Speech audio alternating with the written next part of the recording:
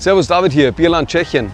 Heute schauen wir uns eine der neuesten Craft-Bier-Brauereien in Prag an. Das ist die Fuse Brauerei im Nova Masaryčka-Gebäude hinter mir, in der Stadtmitte von Prag, gleich neben dem Masaryk-Bahnhof. Der Braumeister Aleš hat uns am Bierfest in Břevnov eingeladen. Jetzt schauen wir mal rein und probieren ein paar preisgekrönte Biere.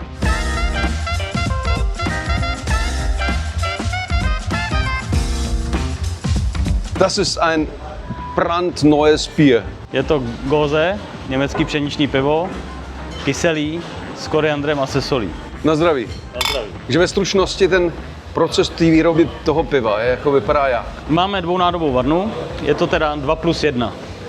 Tato nádoba, ta se jmenuje Rmuto Mladinová pánev, ta má ohřev. Tato nádoba, ta je vlastně kombinovaná, je tam scezovací káť a výhřivá káť. To znamená, že nejdřív se vystře, to znamená, že se rozmíchá slad s vodou, to se dělá tady v té Rmutovové pánvi a vlastně čerpá se to mezi těma dvouma nádobama, až dostaneme se do situace, která je teďko, kdy se scezuje. A to znamená, že oddělujeme vlastně sladinu, oddělujeme od těch pevných částí, což je mláto. Jaký piva máte dlouhodobě v nabídce?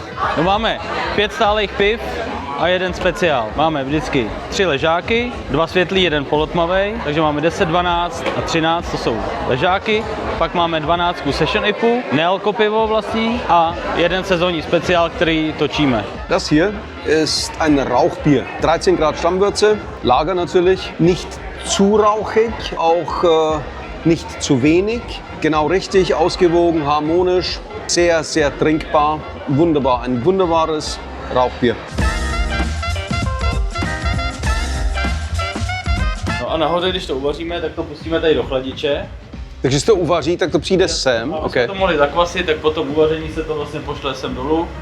Tady to je chladič a plníme tam, kde se přidají kvasnice a začne probíhat hlavní kvašení. Die Biere bei Fuse sind spitze, aber das sollte nicht der einzige Grund sein, hier zu kommen, denn sie kochen auch verdammt gut. Ho, ho, ho, ho. Foie Gras. Übrigens zur Mittagszeit ist es hier ziemlich voll, denn das Preis-Leistungs-Verhältnis beim Mittagsmenü ist einfach nicht zu schlagen.